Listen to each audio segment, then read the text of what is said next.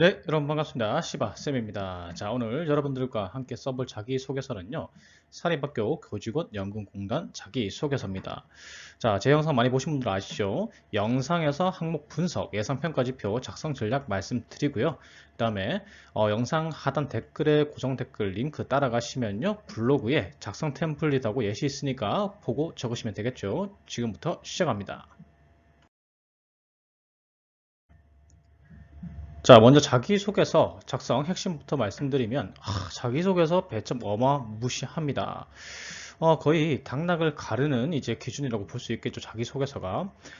그래서 평가하기 때문에 여러분들께서 평가에 용이하도록 평가 지표에 맞게 작성하시는 게 중요합니다. 예를 들면 조직 이해를 평가하는데 대인관계 능력으로 만약에 여러분들이 쓰신다면 그게 평가 안 되겠죠. 그래서 평가 지표에 맞게 항목별 평가 지표에 맞게 작성하는 게 이번 자기소개서의 핵심입니다. 그래서 영상 끝까지 제가 각 항목별로 평가 지표를 말씀드릴 테니까 영상 끝까지 시청 부탁드리겠습니다. 자, 항목 1번 바로 가볼게요. 항목 1번 보면은 우리가 흔히 지원 동기에서 볼 수 있는 사업 분야 중에 가장 관심 있는 사업 분야를 말씀해 주십시오 라고 되어 있는데 거기에 더 불어서 공단의 특징에 대해서 구체적으로 작성해 주세요 라고 되어 있어요. 자, 홈페이지 보고 그대로 적는 거 아니란 거 알고 계시죠? 본인이 이해한 것을 바탕으로 적어야 됩니다. 그래서 이 항목은 조직 이해 능력을 평가를 합니다.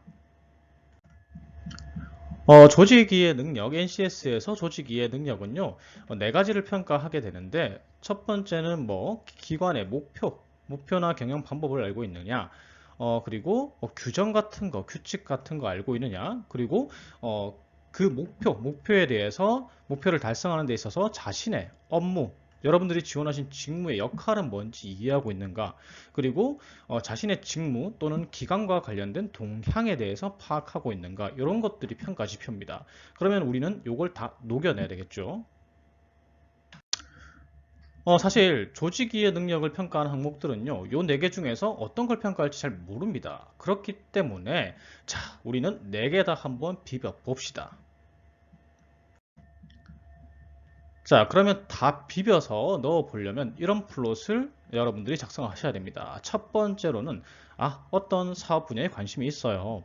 그리고 그 이유는 자, 사학연금의 목표와 역할이 이거이고 사학연금이 그것 때문에 이렇게 중요하기 때문에 관심이 있습니다. 여기에 동향이 조금 들어가면 좋습니다. 최근의 동향. 그리고 사학연금은 조직 구성이 이렇게 돼 있고 어떤 법률에 근거하여서 설립이 됐는데 그래서 이런 특징이 있습니다. 그래서 이 속에서 이런 역할 수행, 이런 이제 사학연금 이런 역할을 하는 데 있어서 내 역할은 내 지원 직무의 역할은 이런 것이고요. 내가 그것에 관해서 어떤 걸 가지고 있는데 그래서 자신감이 있습니다. 이렇게 작성 플롯을 가져옵니다. 자, 이것만 봐선 잘 모르겠죠. 자, 하나하나 제가 짚어 드리겠습니다. 자, 먼저 주요 사업 살펴보면요. 홈페이지에 이렇게 나와 있죠. 요 많은 것들 중에서 이 세 가지를 쓰는 걸 추천드립니다. 사학연금 역할 간단하죠. 먼저 교직원들에게 강제적으로 연금을 징수합니다. 맞죠? 부담금을 징수한 다음에 문제는 그 징수한 금액보다 더 많은 금액을 줘야 되니까 기금을 운영해야 되겠죠. 그래서 기금 운영하고 요걸로 번 돈 가지고 뭐 하죠? 재보상해주고 연금 사업하고 교직원 복지합니다. 사실 뭐 대여 산업이나 대관 임대 같은 경우에는 너무 좀 부가적인 거기 때문에 여기에 관심 있다고 하시면 안 되겠죠, 맞죠? 이런 데 관심 있으면 백스코, 뭐 코엑스 이런 데 가야죠. 컨벤션 가야 되겠죠. 그리고 교직원 복지도 여러분들께서 선택 안 하셨으면 하는 게 여러분들이 사무행정직 같은 이제 주로 이제 행정 쪽을 지원하실 텐데 복지와 관련한 경험이나 자격증이 잘 없습니다. 그렇기 때문에 좀 쓰기가 애매해요. 그래서 요 위에 있는 세 가지 중에 하나를 선택해서 쓰시는 걸 추천드립니다. 뭐 홈페이지에 사업 구성 체계를 보셔도 제일 큰 사업은 이거죠. 연금 사업하고 자산 운용하고 그 다음에 교직원 복지 사업하고 요거 세 가지인데 이거 두 가지 중에 하나로 쓰시는 게 좋다라는 겁니다. 여러분들이 이 항목에서 사학연금이 왜 중요한지에 대해서 기술을 하셔야 되는데 자 통계치를 보면 알 수 있습니다. 뭐 이게 대학이고요. 그 다음에 이게 일반 이제 유치원부터 고등학교인데 교원 수 여러분들 어떻게 되실 것 같으세요? 지금은 2019년에서 2020년 통계만 보여드리는 건데 사실 장기적으로 봤을 때 학령 인구가 감소가 되니까 이 교원수는 계속해서 줄어들 수밖에 없습니다. 이렇게 되면 국민연금하고 똑같은 상황이 발생해요. 왜? 내는 사람은 줄어들고 그 다음에 어떻게 되죠? 받는 사람들은 계속 늘어나는 거예요. 그렇게 되면은 연금이 국민연금과 같이 고갈 위험이 생기겠죠. 그렇게 되면 어떻게 돼요? 어, 교원들이 생존권 보장을 못 받게 되면은 양질의 인력, 교육 인력들이 이런 사립학교 쪽으로 들어오질 않겠죠. 맞죠? 불안정하니까. 그렇게 되면 교육의 질 하락으로 이어지고 그리고 그것이 우리나라의 경쟁력 악화로 이제 결과를 낼 수가 있습니다. 그래서 그런 면에서 사학연금이 중요하다고 할 수가 있어요. 자, 그리고 이 통계도 한번 보여드릴게요. 교권 침해 보험을 든 교사요. 자, 이게 계속해서 늘어나고 있죠. 요즘 아이들 가르치는 거 굉장히 힘듭니다. 특히나 이제 정신적, 여기 보이시죠? 직무상 요양이라고 하는데 이 직무상 요양을 선택하는 교직원들이 굉장히 많아지고 있습니다. 뭐 선생님들을 집요하게 괴롭힌다거나 이런 사건들이 예전보다 훨씬 많아지고 있어요. 뭐 학부모 문제도 있고요. 그렇게 되면서 이 교직원에 대한 복지 문제가 대두되고 있습니다. 역시나 사학연금이 이런 부분을 사학연금 같은 경우 퇴직자만 관리하는 게 아니죠. 퇴직연금만 관리하는 게 아니라 이런 업무상 재해나 이런 것들에 대해서 책임을 져주는 거기 때문에 이런 부분에 있어서 역할이 계속해서 중요해지겠죠. 이런 부분이 보장 안 되면 연금과 마찬가지로 어떻게 되죠? 네, 양질의 교육 인재들이 이 사학 쪽으로 유입이 안 됩니다. 그러면은 국가 경쟁력 저하로 이어지겠죠. 그래서 요런 이제 동향이죠, 동향. 요런 동향도 사학연금이 중요한 이유가 될 수가 있습니다. 그러면 지금까지 보여드린 내용을 바탕으로 한번 잘 비벼보겠습니다. 사실 이 잘 녹여내기가 쉽지가 않아요. 일반 항목 굉장히 어렵습니다. 첫 시작은 관심 있는 분야, 어떤 사업 분야에 관심이 있습니다. 이걸로 이제 끝내면 되겠죠. 근데 이 D가 어려워요. 사학연금에 나는 사학연금의 목표도 이해하고 있고요. 그 다음에 사학연금이 왜 중요한지도 이해하고 있습니다. 그리고 동향도 어느 정도 알아봤고 특징도 알고 있습니다. 사실 뭐 법률적 근거 이 부분은 안 들어가도 상관은 없습니다. 그래서 목표를 이해했고요. 그 다음에 중요한 이유도 알고 있고 최근 동향도 알고 있고 사학연금의 특징도 알고 있습니다. 이런 것들을 내용으로 다 녹여내셔야 돼요. 그래서 내가 이 사업에 관심 있는 이유가 이런 것들 때문입니다 라고 표현할 수 있어야 됩니다. 이 아래 내용이. 그렇기 때문에 여러분들께서 기관 홈페이지 혹은 알리오 가시면은 사학연금의 이제 분기보고서나 통합보고서 같은 게 있죠. 거기 있는 내용들을 조금 자세히 읽어 보신 다음에 이 사업 중요하겠는데 이 사업 이제 나는 관심이 좀 생겼는데 이렇게 충분히 느끼신 다음에 적으시는 걸 좀 추천드리겠습니다. 관련해서 신문 기사나 해외 사례 같은 걸 좀 찾아보시고 적는 것도 양질의 항목 1번을 적기 위한 전략이라고 할 수 있습니다. 자, 예시는 어디까지나 예시일 뿐이고 여러분들께서 충분히 조사하시고 작성하십시오. 이외의 내용은 제 블로그에 정리가 되어 있겠죠? 보시면서 작성하시면 되겠습니다. 항목 2번을 보시고 여러분들께서 이게 팀워크인가 혹은 갈등 관리인가 이렇게 이제 생각을 많이 하셨을 겁니다. 정답을 말씀드리면 이건 조직 이해 능력을 평가하는 겁니다. 이 항목이 어떤 걸 평가하는 거냐면요. 이런 겁니다. 지원자가 이해관계가 얽힌 상황에서 아까 원칙이라고 했잖아요. 어떤 원칙으로 판단해서 갈등을 해결했는가 이런 걸 이제 물어보는 건데 이런 상황이 바로 이해관계가 얽힌 상황이죠. 그래서 이 이해관계가 얽힌 상황에서 기관의 직원은요. 조직의 목표에 따라서 판단할 수 있어야 됩니다. 그래서 그렇게 할 수 있는 사람인지 팀이나 조직의 목표에 따라서 상황 판단을 하고 행동할 수 있는 사람인지를 평가하는 게 이 항목이라고 보시면 돼요. 그래서 여러분들이 사례를 중심해서 항목 2번을 쓰실 때 이런 것들을 강조해야 됩니다. 나는 어떤 일이 있어서 판단을 할 때, 조직 생활을 할 때 조직의 목표가 판단의 기준이다. 내 행동의 판단의 옳고 그름의 판단 기준이고요. 그 다음에 갈등이 생겼을 때 남을 설득할 때도 조직의 목표가 이렇기 때문에 목표에 따라서 우리가 성공적인 목표를 달성하기 위해서는 이렇게 행동해야 됩니다. 라고 설득을 한다. 이런 내용이 들어가야 되고, 그 다음에 설득을 하고 나서도 팀원들이 이 목표에 따라 움직일 수 있게 동기부여할 수 있는 능력도 나는 가지고 있다. 요 세 가지를 여러분들께서 사례를 작성하실 때 반드시 내용에 포함이 돼야 됩니다. 그래서 작성풀로 말씀드리면요. 첫 번째, 두괄식으로 저는 어떤 원칙을 따르고 그거와 관련된 경험이 있습니다.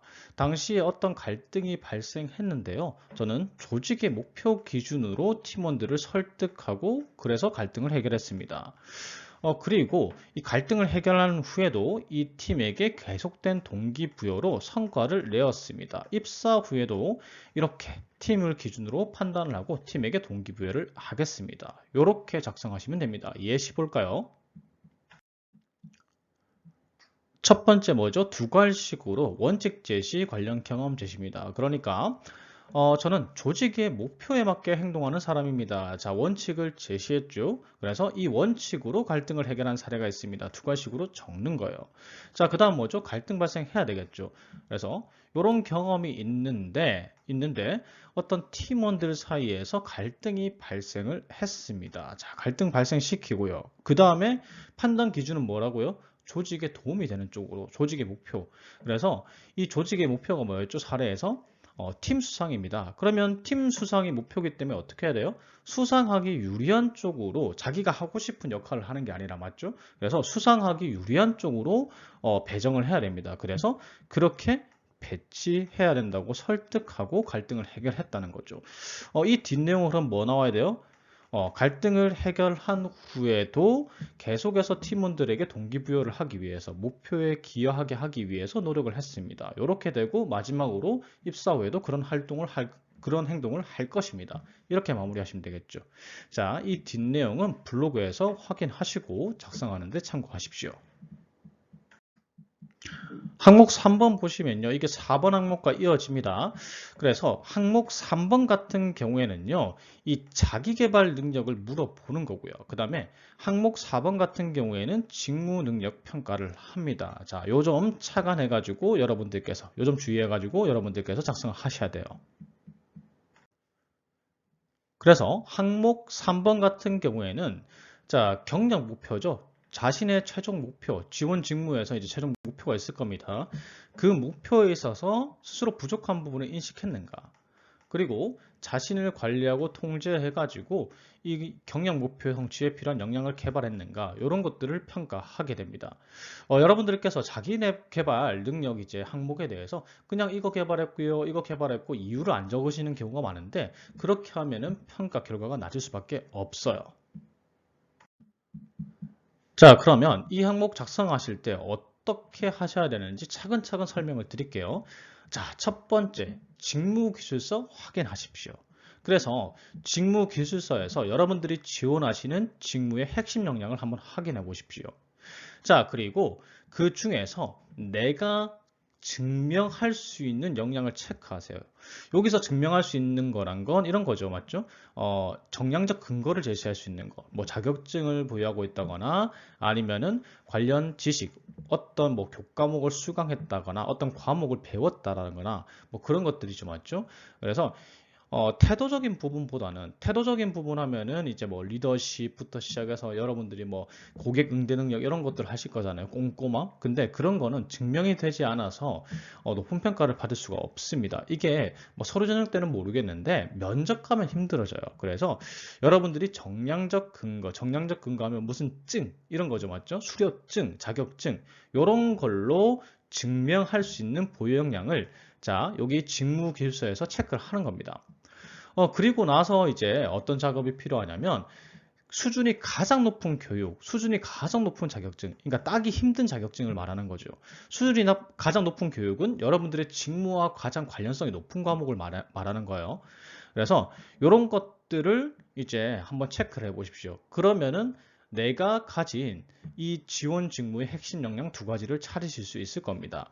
그래서 이걸 갖다가 자, 잘 섞어 가지고 요 이제 직무 역량 두 가지를 찾았을 거 아니에요? 이걸 가지고 기여할 수 있는, 잘할 수 있는 업무 찾으시고요. 그 다음에 기여할 수 있는 기관의 목표까지 한번 찾아보십시오. 요 작업을 마치시고 나면요. 여러분들께서 항목 3, 4번 쓰시는데 훨씬 쉬워지실 겁니다. 자, 예시를 들어드리면 이게 직무기술서죠, 맞죠? 직무기술서에서 여러분들이 보유하고 있는 역량들을 한번 체크를 해보십시오. 그래서 뭐 나는 수익과 비용의 계정 분류 이런 것들을 들고 있다. 이런 식으로 이제 체크를 하시는 겁니다. 이렇게 체크를 다 하시고 나면 무엇을 하시냐? 그 다음 뭐죠? 그 다음은 직무 수행 내용을 가가지고 여러분들이 이제 뭐 지식이나 기술이나 이런 걸 가지고 있다고 체크를 하셨을 거 아니에요. 그래서 그 지식과 기술을 가지고 잘할 수 있는 거, 이런 업무, 뭐 예산 관리 업무를 잘할 수 있다. 이런 식으로 체크를 하시는 겁니다. 그리고 요거까지 체크한 다음에 기관의 목표에 어떻게 기여할 수 있는지, 어떤 것에 기여할 수 있는지까지 체크를 마치시면 좋아요. 자, 그래서 제가 목표까지 연결시키라고 했죠. 이게 이제 전략 과제 및 목표이고, 내가 만약에 뭐 디지털 교육을 좀 많이 받았다라고 하면은 이런 거에 기여할 수 있겠죠. 그 다음에 자산 관리 같은 거 이제 자격증이나 이런 게 있다면 기금 운용 가능하겠죠, 맞죠? 이런 식으로 내가 가지고 있는 핵심 역량이 어떤 목표, 사학연금의 목표에 기여할 수 있는지까지 체크를 해보시면 됩니다. 그리고 이제 신입 채용 같은 경우 뭐 가지고 있는 자격증들이나 그리고 받은 교육들이 거의 비슷비슷해요. 그런데 그 중에서 높은 평가를 받을 수 있는 교육이나 경험은요, 이런 겁니다. 여러분들 보통 정규 교과 과정을 잘 벗어나지 않습니다. 아니면 학교에서 연계해주는 교육 같은 거 외에 잘 벗어나지 않아요. 그런데 이런 거 있으면 무조건 쓰세요. 어떤 거냐면 스스로 학교에서 마련해주지 않고 내가 스스로 찾아서 교육받았던 거. 그리고 스스로 필요하다고 생각해서 땄던 자격증들 이런 거 있으면요 적으시면 자기소개서 때도 유리하고요 그 다음에 면접 시에도 훨씬 더 유리하기 때문에 꼭 적으십시오. 이런 게 있으면요. 작성 플롯 한번 살펴볼까요? 첫 번째로 핵심 역량은 이것과 이것입니다. 그 이유는 무엇입니다. 왜 그게 핵심 역량인지 말씀을 해 주셔야 되겠죠. 그리고 저는 그 역량을 개발하기 위해서 어떠한 목표를 가지고 목표 기한은 이랬었고 목표 한반은 이랬습니다. 그리고 그것을 그 역량 개발했을 때 성과는 이랬습니다. 그래서 그런 역량 개발 과정으로 역량을 습득했기 때문에 기관에 자 목표 체크하라고 말씀드렸죠. 기관에서 어떤 그 역량을 키웠을 때 어떤 목표에 그 기여할 수 있는지 그래서 기관 목표 무엇에 기여할 자신이 있습니다. 이런 식으로 마무리하시는 겁니다. 자 이것만 들어서는 잘 모르겠죠. 바로 예시 들어갑니다. 작성 예시 보여드리면 저는 이제 요 밑에 거를 보고서 형태로 작성했죠. 서술형 형태로 작성하셔도 크게 문제는 없습니다. 다만 서술형 형태로 작성하시면은 글자 수가 조금 모자라겠죠, 맞죠? 자, 첫 번째로 뭐 해야 돼요? 네, 핵심 역량은 요것과 요것입니다. 자, 이렇게 직무 기술서에 있는 능력을 바탕으로 해서 적습니다. 자, 그리고 그 이유를 간단하게 기술을 해 줘야 되겠죠. 그래서 뭐 사무행정직이 업무 능력이 요런 거니까 이런 전문성이 필요하고 뭐 이런 것들이 필요합니다. 그래서 이제 이 능력들이 필요합니다. 간단하게 뭐 크게 중요하진 않습니다. 이런 이제 능력들이 필요합니다. 이렇게 적어주시는 거죠. 자, 그다음 뭡니까? 이제 그 역량을 개발한 과정을 보여줘야 되는데 목표 기한 무조건 들어가야 됩니다. 자, 내가 언제까지 목표했다. 따는 걸 목표로 했다. 그 역량을 개발하는 걸. 그리고 성취 목표. 성취 목표는 어떻게 잡으시면 편하냐면요. 뭐 점수가 있는 자격증이나 이런 거 같은 경우에는 점수 잘 받는 거, 몇 점 받는 게 목표였다. 이렇게 표현하시면 되고요. 그 다음에 어떤 자격증 같은 경우에는 사실 60점이 합격선이잖아요. 그런데 60점이 그 목표라고 적지 마시고 여러분들 교보문고 같은 이제 사이트 가시면요. 이런 수험서 팔죠? 전산회계 같은 거 이제 책 팔잖아요. 거기 보시면은 목차가 바로 과목입니다. 그래서 그 과목 중에서 여러분들 직무와 가장 관련이 높은 과목들을 만점을 목표로 했다. 이런 식으로 작성하시면 좀 쓰기 편하실 겁니다. 그 다음에 준비 방법 기술하시면 되고요.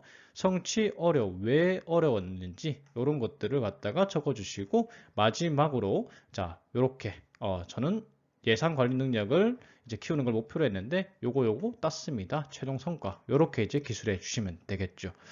이거 외에 다른 예시를 제가 하나 더 블로그에 마련해 뒀으니까 참고해서 작성하십시오.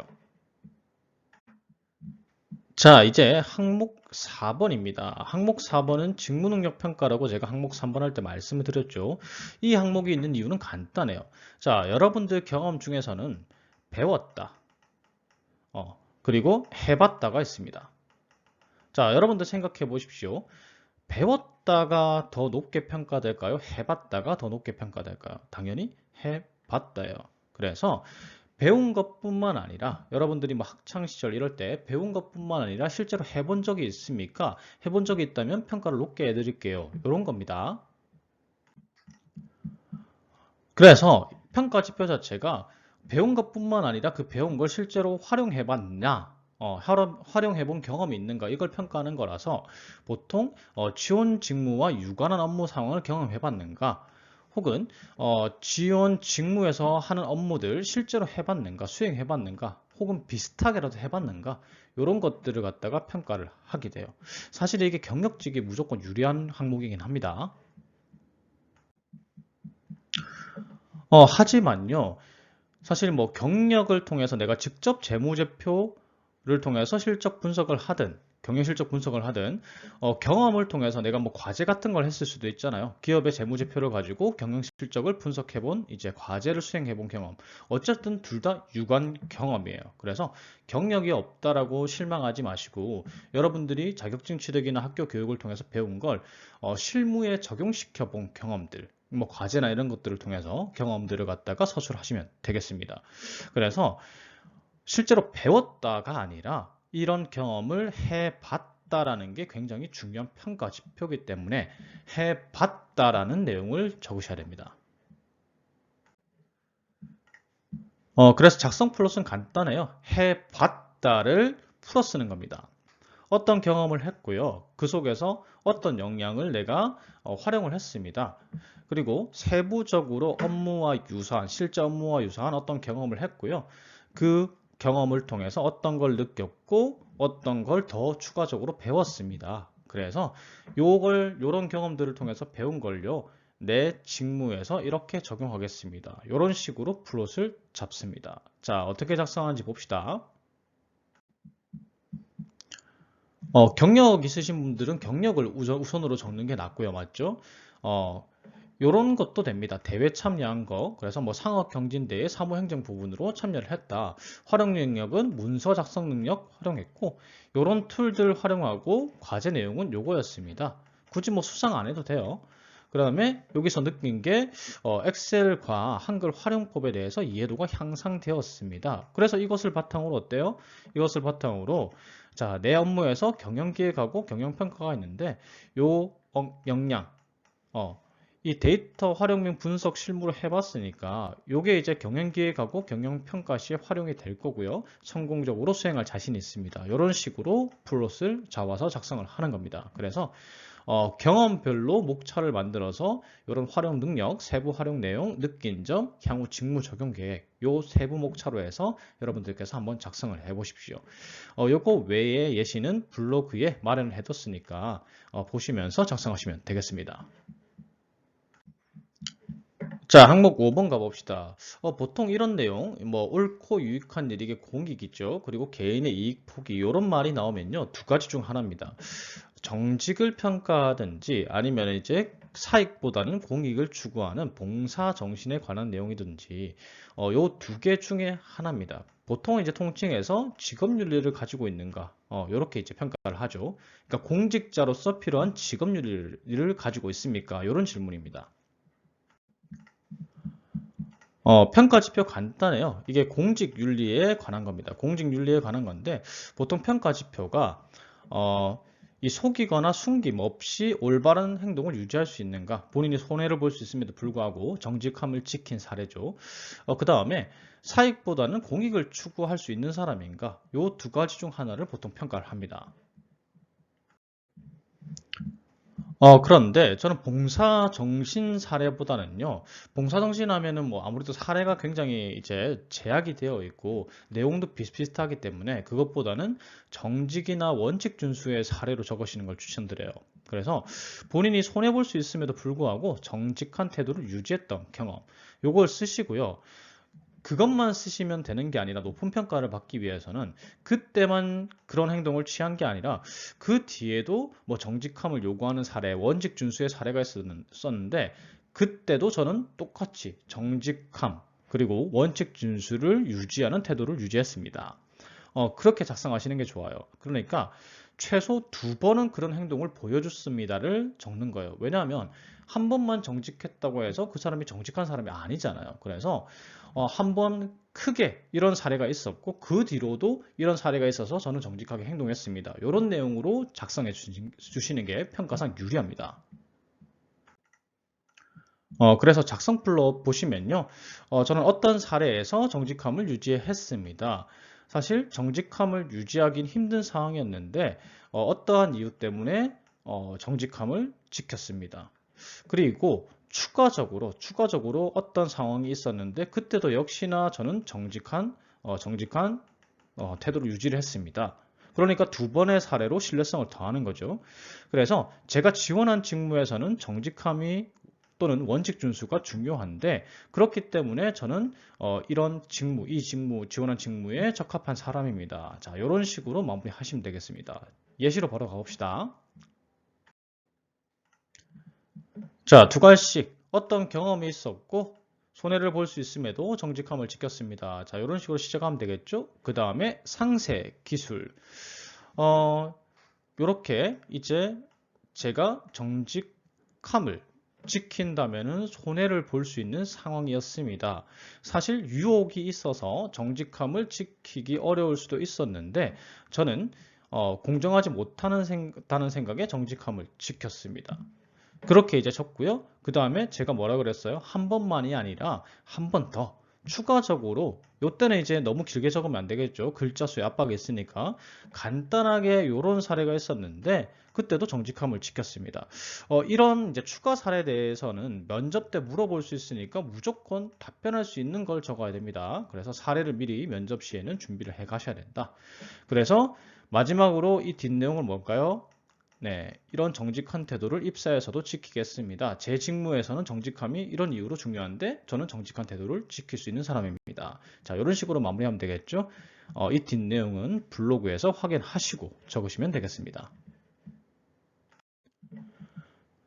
항목 6번. 자, 누가 봐도 목표 나오고요. 그 다음에 현재 어떠한 노력하고 있습니까? 이거 뭡니까? 자기계발 능력 평가입니다. 그런데 여기에다가 조직 이해도도 한 스푼 넣어 주셔야 돼요. 자, 무슨 말인지 봅시다. 자, 우선 무턱대고 여러분들이 어떤 역량 개발 중이고요. 무엇 공부 중입니다. 이렇게 하시면 안 되는 거 아시죠? 우선 평가 지표가 이래요. 사학연금의 직무 역할 수행에 필요한 역량을 개발하려고 노력하고 있는가, 그리고 그게 현실적이고 구체적인가, 이런 것들을 평가하게 되고요. 그리고 역량 개발 과정에서 자, 내외부 환경을 통제해서 원래 본인이 하던 계획대로 역량 개발을 수행하고 있는가, 요거 평가하고요. 그 다음에 마지막으로 지원자가 사학연금의 목표나 전략, 과제에 근거하여 그러니까 우리 기관에 기여할 수 있는 경력 개발 목표를 수립하고 있습니까? 자기 개발 목표를 수립하고 있습니까? 요걸 물어보는 겁니다. 그래서 어렵지만은 요 3가지 요건들을 잘 녹여내서 작성해야지 높은 평가를 받을 수가 있습니다. 작성 전략을 말씀드리면 질문에서도 나와 있듯이 현재입니다. 여러분들 현재. 그래서 할 것이다가 아니라 하고 있다로 작성하셔야 됩니다. 지금 경력 개발 진행 중입니다. 자기 개발 진행 중입니다. 이렇게 하셔야 되고요. 그리고 높은 평가를 받기 위해선 언제까지 개발할 거고요. 무엇을 중점적으로 학습하겠습니다. 무엇을 중점적으로 준비하겠습니다. 자, 이런 것들을 갖다가 녹여내셔야 됩니다. 그리고 사학연금의 목표하고 전략 과제, 그리고 이것에 기여하기 위한 지원 직무의 역할까지 녹여내서 작성을 하셔야 됩니다. 자, 어렵죠? 지금부터 차근차근 설명을 해드릴게요. 먼저 플롯부터 말씀을 드리면은 이렇게 되겠죠.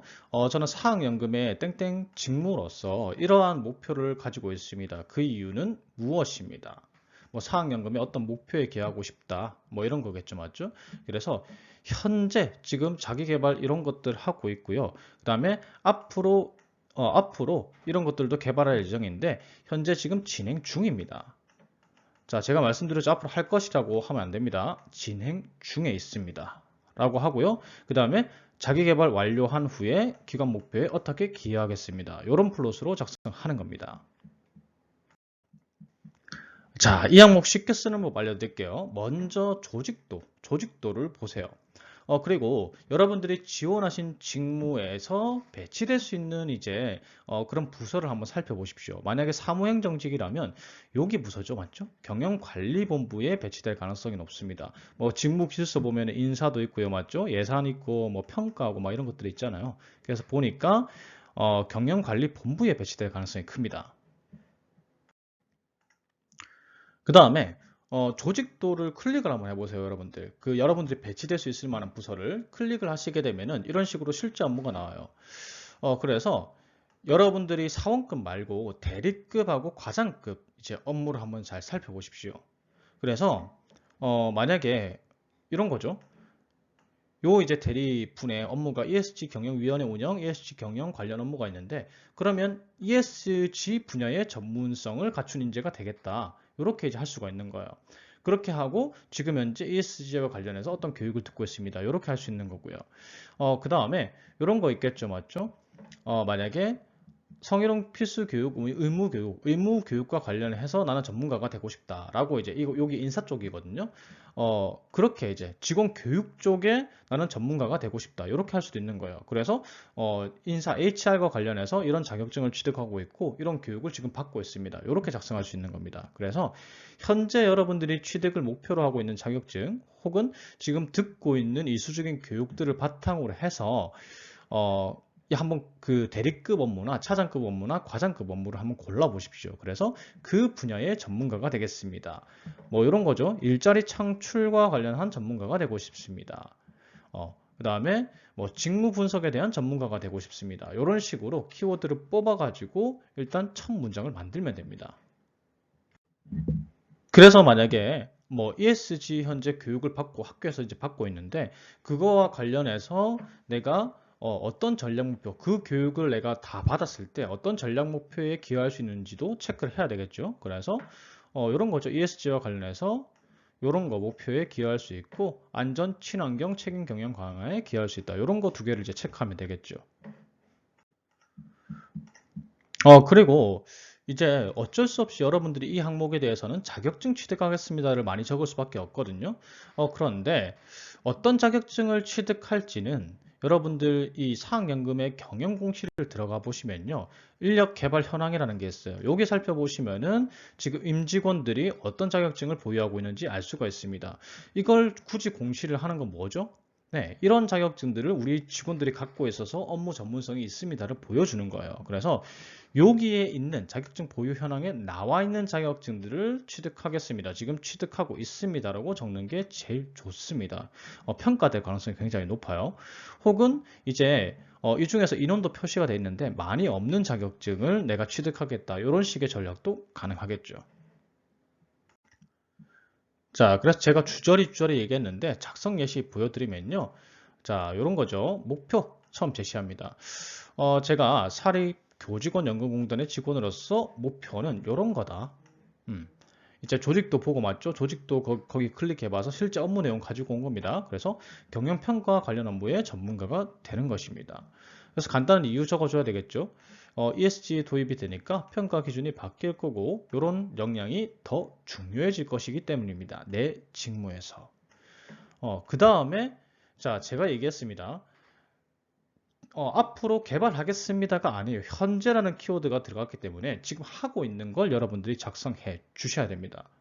그래서 지금 뭐 요걸 준비 중입니다. 준비 중이라는 걸 증명할 때는요, 이런 게 좋아요. 목표 기한, 내년 뭐 언제에 따겠습니다. 취득을 목표로 하고 있다. 그래서 지금 현재 어떤 걸 중점적으로 공부하고 있습니다. 자, 이게 지금 하고 있는 거죠, 맞죠? 하고 있는 겁니다. 자, 그리고 앞으로도 이제 이런 자격증 취득을 준비하고 있습니다. 그래서 할 것입니다가 아니에요. 준비 과정을 보여주면 됩니다. 그래서 이런 자격증 같은 경우에 영어가 필요하기 때문에 영어부터 먼저 하고 있습니다. 이런 내용 들어가면 좋습니다. 지금 현재 학원을 다니고 있다. 혹은 지금 회사 입사했을 때 주변에 학원이 이런 것들이 있더라. 실제로 내가 이만큼 알아봤다라는 내용이 들어가 있으면 굉장히 좋아요. 그래서 목표 제시하시고 그거에 따라서 역량 개발 이렇게 잘 진행하고 있습니다. 그 뒤에 내용이 뭐죠? 이런 역량을 최종적으로 개발해서 기관의 사학연금의 목표인 이것과 이것에 나는 기여할 자신이 있습니다. 이런 식으로 마무리해 주시면 됩니다. 자, 지금까지 항목 길고 긴 6가지 다 해봤고요. 저의 이제 내용이 영상에 도움이 됐다면 구독과 좋아요 부탁드리겠습니다. 감사합니다.